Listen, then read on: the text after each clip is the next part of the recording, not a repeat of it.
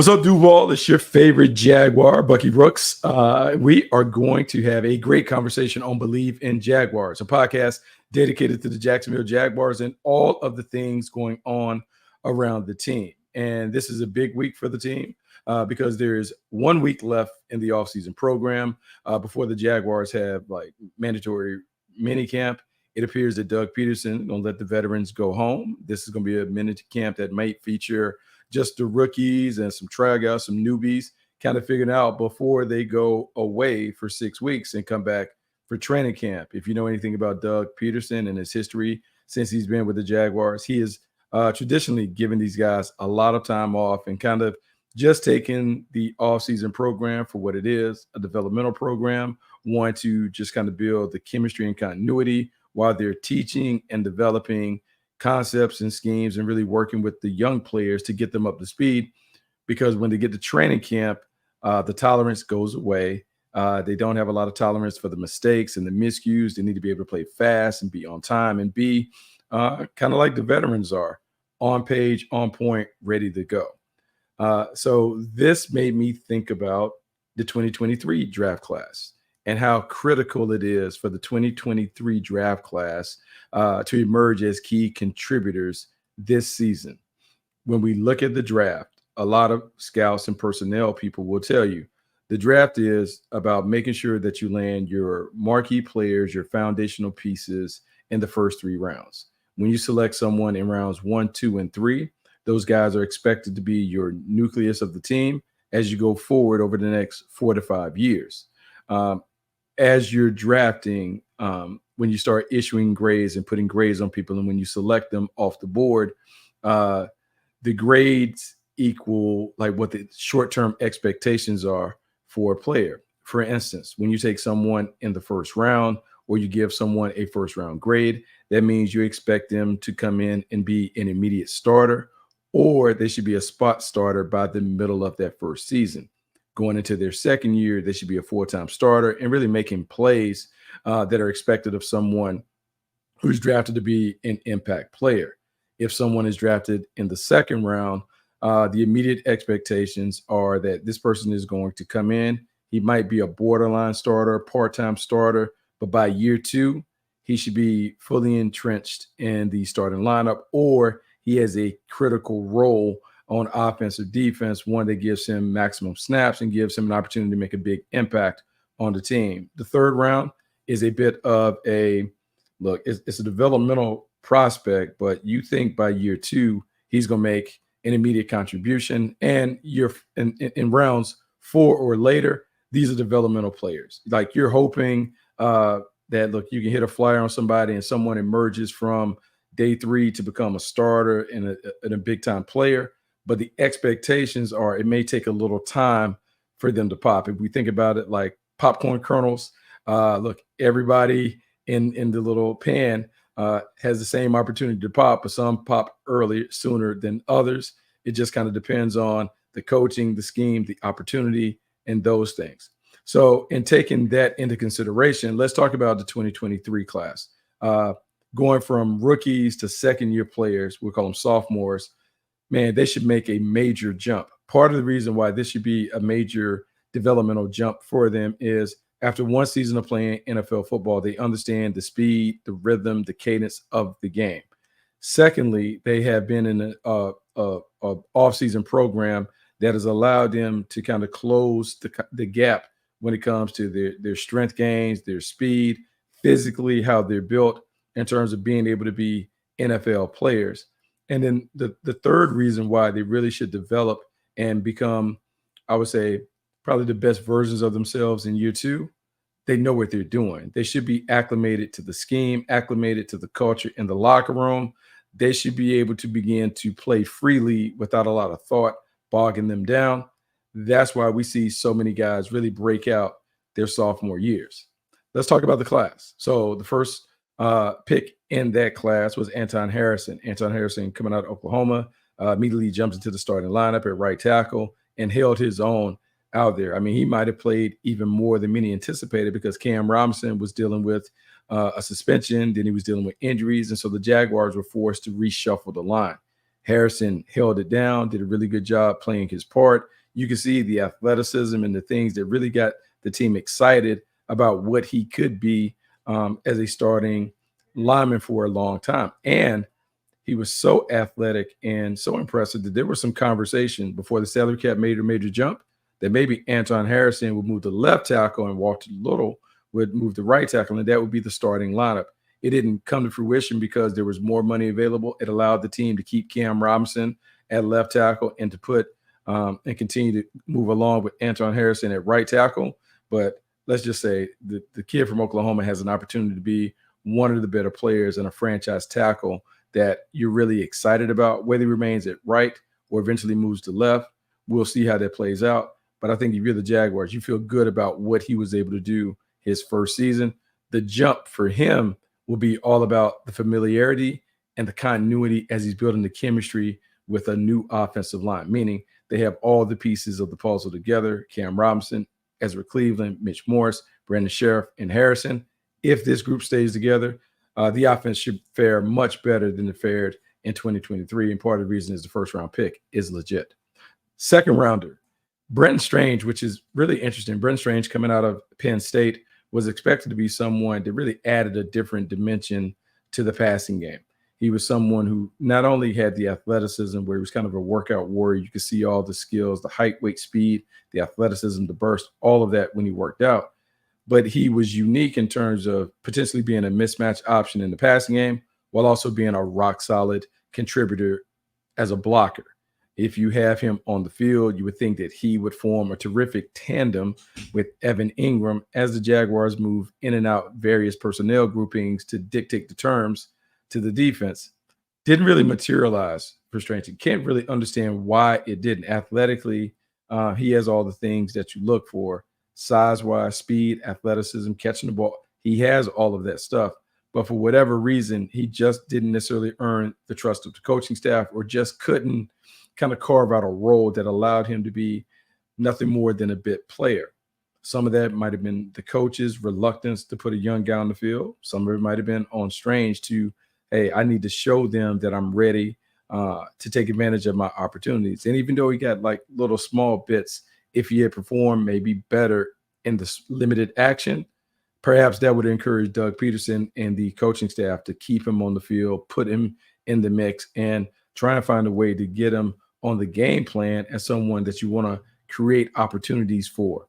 This year, all accounts have talked about how much he's improved. He's been one of the standouts of camp, just in terms of looking more comfortable at the position, understanding his role and responsibilities, and how he kind of fits in this offense. His development is key. The Jaguars shouldn't want to be a team that lives in 11 personnel, meaning one back, one tight end, 3 wide receivers the entire time. That's how the league has trended, but what it allows opponents to do is they can play their nickel or dime against it. And if you're not good enough running the football out of 11 personnel, man, all of the advantages then go to the defense. With Strange, what you have an opportunity to do is to create the illusion of 12 personnel while really fielding an 11 personnel team. What I mean by that is when you see 2 tight ends go on the field, Strange and Evan Ingram, in theory, you're saying they have 2 tight ends on the field. But in reality, you're talking about a hybrid tight end in Evan Ingram, who's really more like a jumbo receiver, and then an athletic freak and Strange, who you have to pay special attention to just because of his athleticism. If he takes the step in his development, it just unlocks the possibilities for what the Jaguars offense could be. You talk about a team that could be very dynamic, but I would say they would have enough multiplicity to create problems, dictate the terms, and really make life easy for Trevor Lawrence.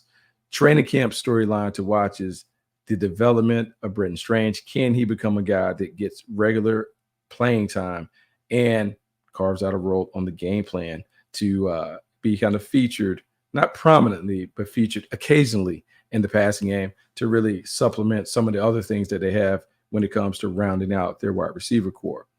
Tank Bigsby, the 3rd round pick, has been talked a lot. He's been talked about a lot. We did a show where we talked about how we expect him to have a major role. And it came on the heels of Doug Peterson suggesting that, hey, we got to get Tank Bigsby on the field. We got to get him in games. We got to trust him. We got to let him work through some of the growing pains that normally are associated with young players. And I raised my hand. I completely concur. I had an opportunity to watch him. Look, he put the ball on the ground a couple times, made some mistakes, but those are rookie mistakes.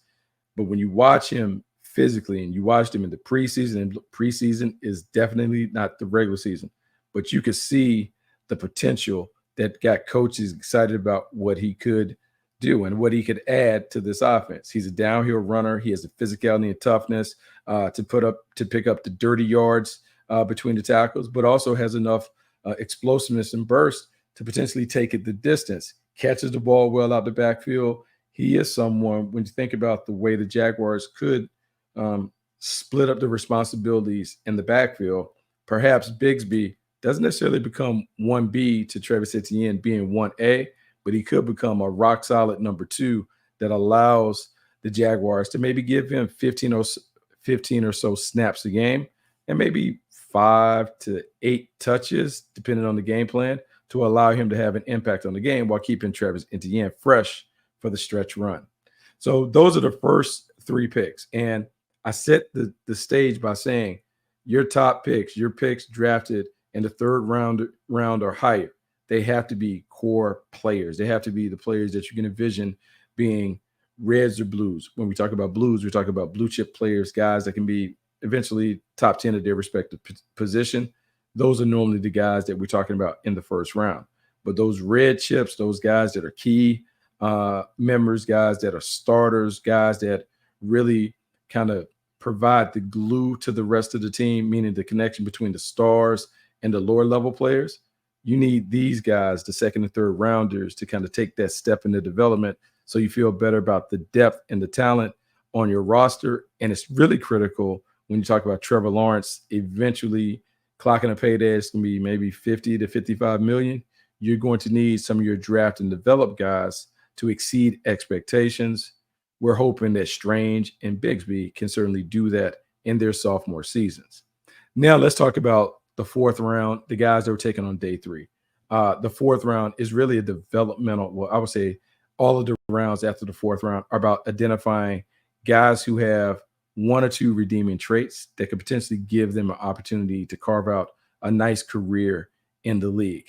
As a scout, what you're doing is, okay, what are those redeeming qualities? Those qualities can range from a height, weight, speed, athleticism. They look the part as kind of like a body beautiful type prospect where physically they look like they should be one of the first guys off the bus. And even though their production may not match, you're trying to take a flyer on a prospect that's built like that because you believe in your coach's ability to develop and maybe get some of that talent out of them. When I look at what the Jaguars have been able to do the last couple of years, like they're taking shots on guys who have the prototypical traits that play in the league.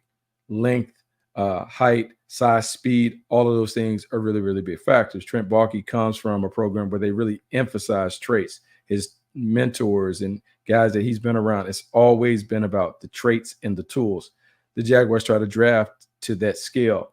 So last year when they took Ventrell Miller, there was an expectation that maybe he would kind of join the rotation as a player that, look, makes his hay as a special teamer, maybe carves out a role as a backup, but he was going to be something that you would anticipate maybe being one of your special teams captains down the line, someone that would make these contributions with his physicality and toughness, really setting the tone for the kicking units.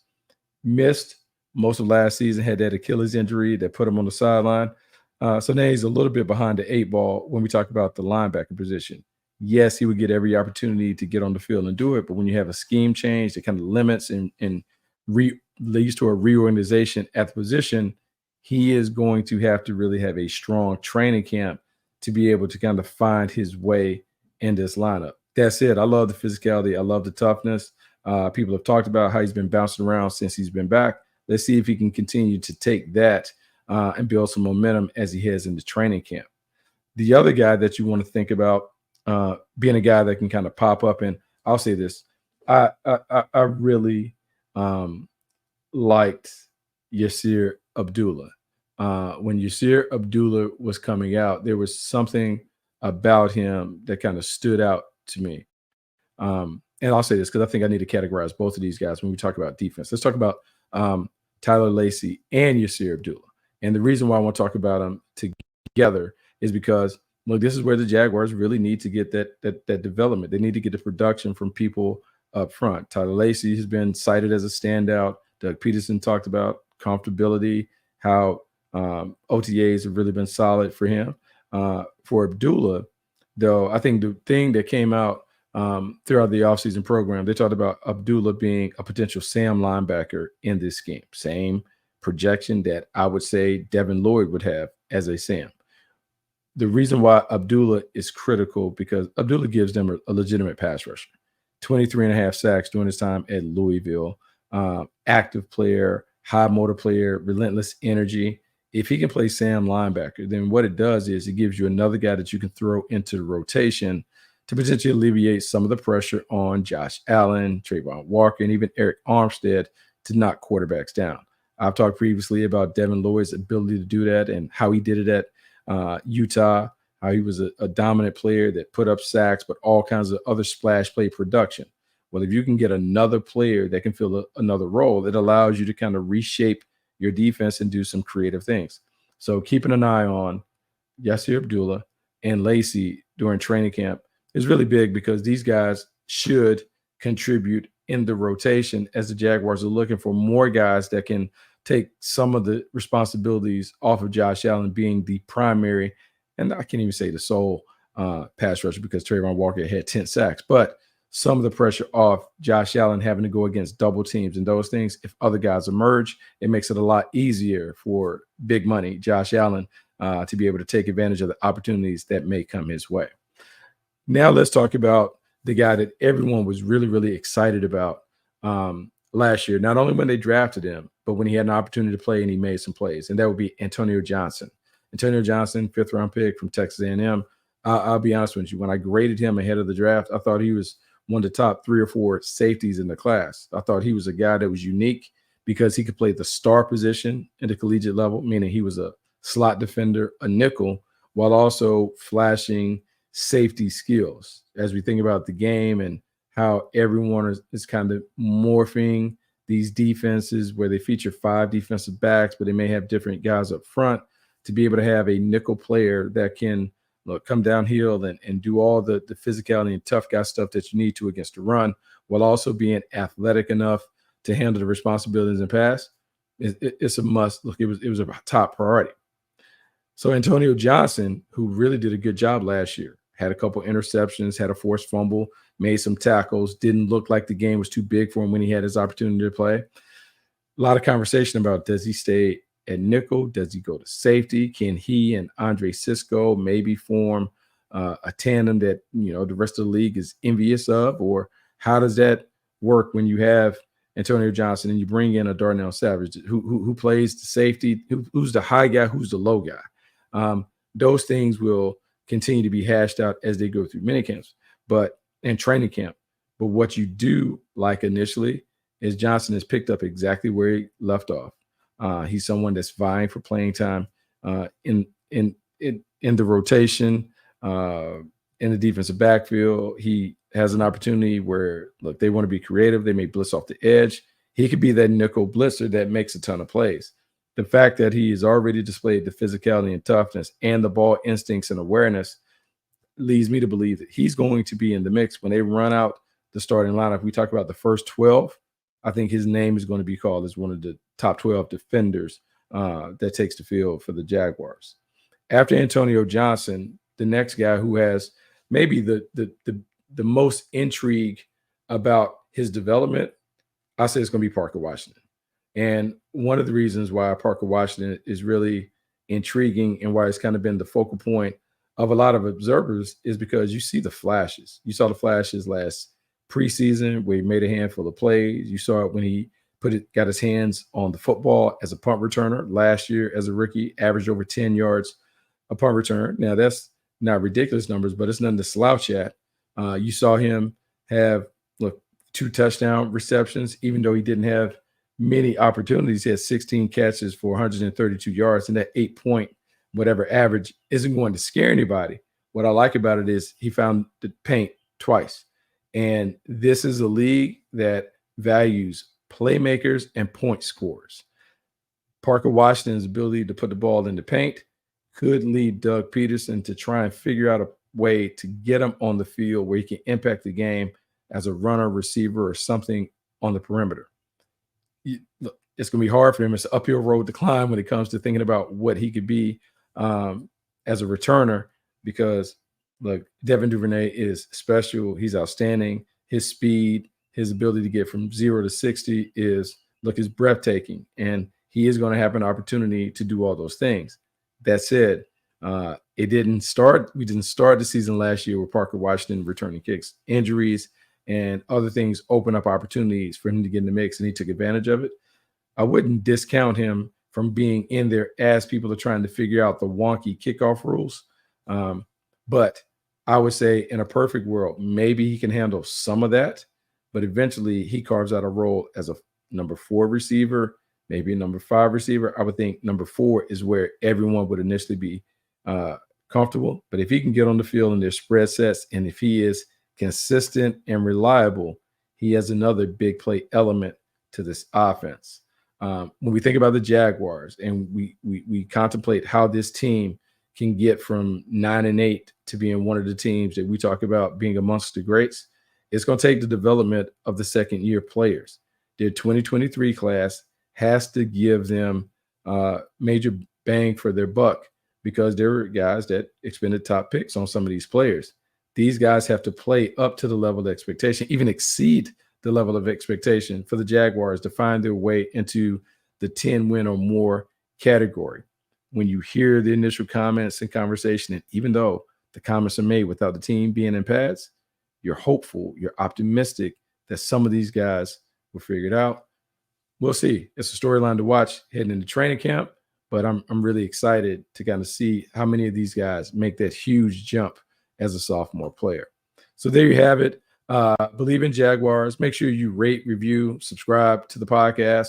Make sure you tell a friend to join us here in the Jaguars community. Like Duval has it rocking. I'm excited about the season that is to come. These guys are just a couple months away from training camp, and the Believe Network has you locked not only on the Jaguars but on all the teams as we get closer to kicking off the season. Make sure you check out the Believe Network on Fubo. Make sure you go to the channel on YouTube, comment. I'll start replying back to the comments. I've seen some teams, you guys have been super nice when it comes to leaving commentary. I'm going to jump in the chat and make sure that I kind of give it to you back, because I appreciate you taking the time. I'm going to make sure I find the time to do it. So make sure you find the time to come back to Believe in Jaguars. I think Friday is the next time we'll get at it. Until then, you guys come back.